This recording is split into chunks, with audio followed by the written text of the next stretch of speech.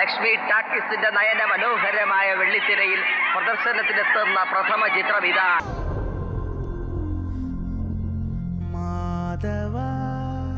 കൈലാസത്തെ കിടുകിട വിറപ്പിച്ച പരമശിവന്റെ കണ്ണുനീരിൽ കുതിർന്ന കഥന കാവ്യം. ആരാണ് ഗംഗ? എന്തിനാണ് പാർവതി പൊട്ടിത്തെറിച്ചത്? ദക്ഷന്റെ മനസ്ഥിതി എന്താണ്? ഇതിന്റെ ഉത്തരം കാണുവാൻ ചിറ്റാരിക്കടവ് ലക്ഷ്മി തിയേറ്ററിൽ നിങ്ങൾ വരിക. ദിവസേന 3 പ്രദർശനങ്ങൾ, 2:30, 6:30, 9:30. ഇത്തവണ ഞാൻ പ്രിപ്പയർ ആയിട്ട് തന്നെ വന്നേ. വാ.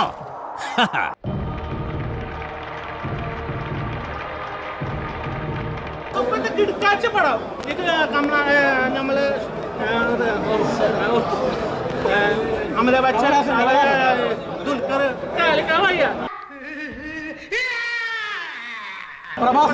കമലഹാസൻ ലാസ്റ്റ് വന്നപ്പോഴാണ് ഞാൻ തെറിച്ചത്.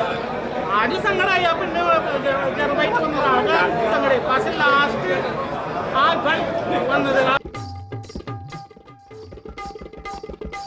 കളിക്കണ്ണൻ അതല്ല ലാസ്റ്റ് റോമോ വന്നത്. ഇതധികം ഇങ്ങനെ വേണ്ടതില്ല, കുറച്ചുകൂടി ഒന്ന് ഇങ്ങനെ ആക്കണ്ടേന്ന്. കിടക്കാച്ചുണ്ട്, കിടക്കാച്ച് 1000 കോടി നേടുവോ?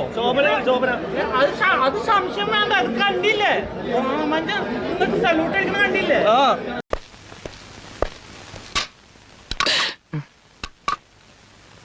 രാവിലെ കഞ്ഞിയാണോ കുടിച്ചേ? ഇല്ല സർ, പുട്ടുന്നറില്ലേ. ഒന്ന് ചോണയായിട്ട് നിൽക്കണോ? പ്രഭാസിന്റെ നല്ലൊരു ക്യാരക്ടറായിരുന്നു. പിന്നെ രാജമൗലിയും വന്നിട്ടുണ്ട്. ഒരുപാട് ആർട്ടിസ്റ്റുകളുണ്ട്. പിന്നെ ദീപിക പതുക്കോൺ നല്ല ഇതായിരുന്നു. സെക്കൻഡ് ഭാഗത്തിനായിട്ട് വെയിറ്റിംഗ് ആണ്. നല്ലൊരു ചിത്രം. കമലഹാസൻ അവസാന സീനിൽ തകർത്ത വരുന്നുണ്ട്. അമിതാഭ് ബച്ചന്റെ റോൾ ഒന്നും പറയണ്ട, പുള്ളി തകർത്ത് വാരിയിട്ടുണ്ട്. ഇന്ത്യൻ സിനിമ ഇതുപോലെ ഒരു അത്ഭുതം കണ്ടിട്ടില്ല. അതുപോലെ പടം. ചേട്ടാ, ഞാൻ ഈ ദ്വാരത്തിൽ കൂടെ ഒന്ന് സിനിമ കണ്ടോട്ടെ. ദ്വാരത്തിൽ കൂടെ സിനിമ ഉണ്ടോ? പക്ഷെ അവിടെ ഇവിടെ നിന്ന് കയറി പിടിക്കില്ല കേട്ടാ. കണ്ട ഇത് തനി നാട്ടുമ്പോഴാണല്ലോ. അമിതാഭ് ബച്ചനും കമലഹാസനും ഇന്ത്യയിലെ എല്ലാ മെയിൻ ടീമുകളെല്ലാം ഉണ്ട്. ഗ്രാഫിക്സ് വർക്ക് ഒരു രക്ഷയില്ല. സെക്കൻഡ് ഹാഫ് പൊള്ളിച്ചടുക്കി. സെക്കൻഡ് പാർട്ടുണ്ട് പടത്തിന്. ശോഭന, എല്ലാവരും മാസിന് തിരിച്ചു വരണം. മസ്റ്റ്, അത് തിരിച്ചു വരിക തന്നെയാണ്.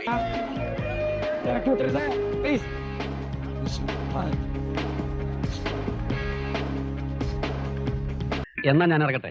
ഇപ്പൊ തന്നെ തിരിച്ചു പോയാലേ രാവിലെ വന്ന കാലത്ത് തന്നെ പോവാം. വണ്ടിക്കൂലിനത്തില് ഒരു 50-60 സേവും ചെയ്യാം. അപ്പൊ ഇറങ്ങട്ടെ. എന്തിനാ വേസ്റ്റ് ആക്കുന്നത്? എന്നാ ശരി. അപ്പൊ വരട്ടെ.